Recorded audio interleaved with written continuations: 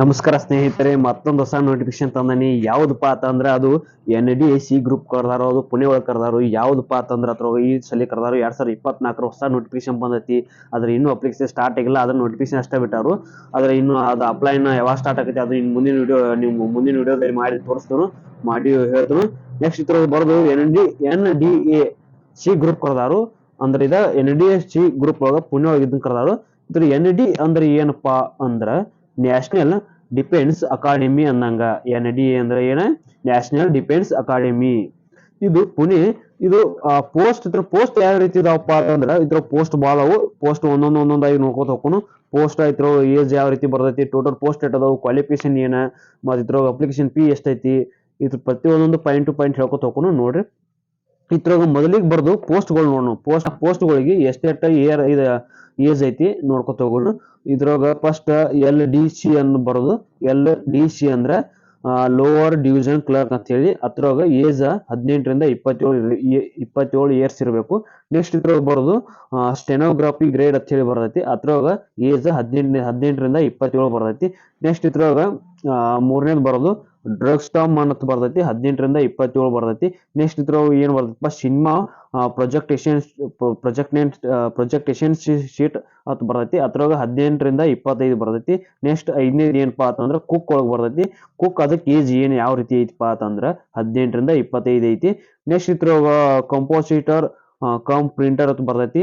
ಅದ್ರಾಗ 18 ರಿಂದ 25 ಐತಿ. ಮತ್ತೆ ಸಿವಿಲ್ ಡ್ರೈವರ್ ಮೋಟರ್ ಅಂತ ಬರ್ತೈತಿ. ಅದ್ರಾಗ 18 ರಿಂದ 27 ಬರ್ತೈತಿ. ಮತ್ತು ಕಾರ್ ಫೆಂಟರ್ ಅಂತ ಬರ್ತೈತಿ. ಅದು 18 ರಿಂದ 25 ಐತಿ.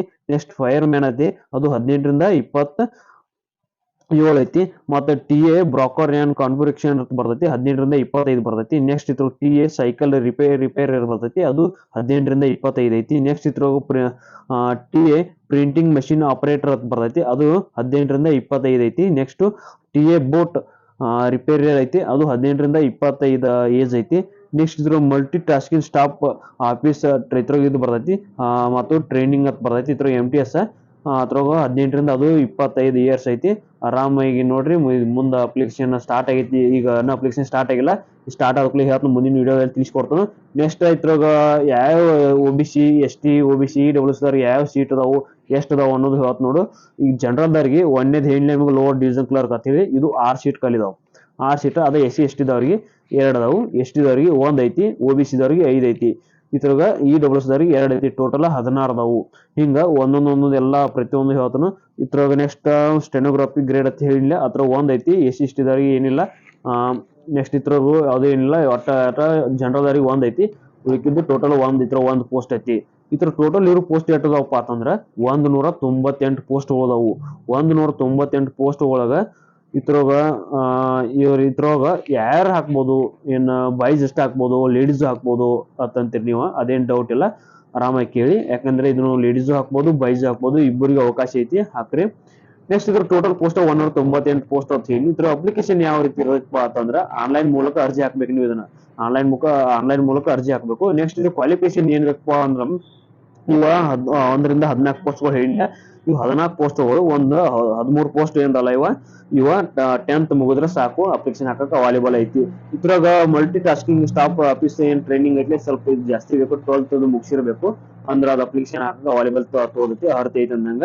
ನೆಕ್ಸ್ಟ್ ಇದ್ರಾಗ ಅಪ್ಲಿಕೇಶನ್ ಫೀ ಯಾವ ರೀತಿ ಐತಪ್ಪ, SC ST ದವ್ರಿಗೆ ಎಷ್ಟೈತಿ, OBC ದವ್ರಿಗೆ ಎಷ್ಟೈತಿ, ಜನರಲ್ ದವ್ರಿಗೆ ಎಷ್ಟೈತಿ ಫೀ ಅಂತಂದ್ರೆ ಇದ್ರಾಗ ಯಾವುದೇ ಫೀ ಅನ್ನೋದು ಫೀ ಇಲ್ಲ, ನಿಲ್ಲಿದೆ. ಯಾಕಂದ್ರೆ ಫೀ ಅನ್ನೋದೇ ಇಲ್ಲ. ಯಾವ ನನಗೆ ಆ ಕಾಸ್ಟ್ ಈ ಕಾಸ್ಟ್ಗೆ ಏನ್ ಜಾತಿ ಭೇದ ಇದ್ರ ಯಾವ್ದು ಮಾಡಿಲ್ಲ, ಎಲ್ಲರಿಗೂ ಒಂದೇ ಇಟ್ಟಿರ್ತಾರೋ. ಇದಕ್ಕೆ ಯಾವುದೇ ಅನ್ನೋದು ಫೀ ಅಂತೂ ಇಲ್ಲೇ ಇಲ್ಲ. ನೆಕ್ಸ್ಟ್ ಇದ್ರಾಗ ಯಾವ ರೀತಿ ಬರ್ತೈತಪ್ಪ ಅಂತಂದ್ರೆ OBC ದವರಿಗೆ 3 ವರ್ಷ ಸಡಿಲಿಕೆ ಇರ್ತೈತಿ.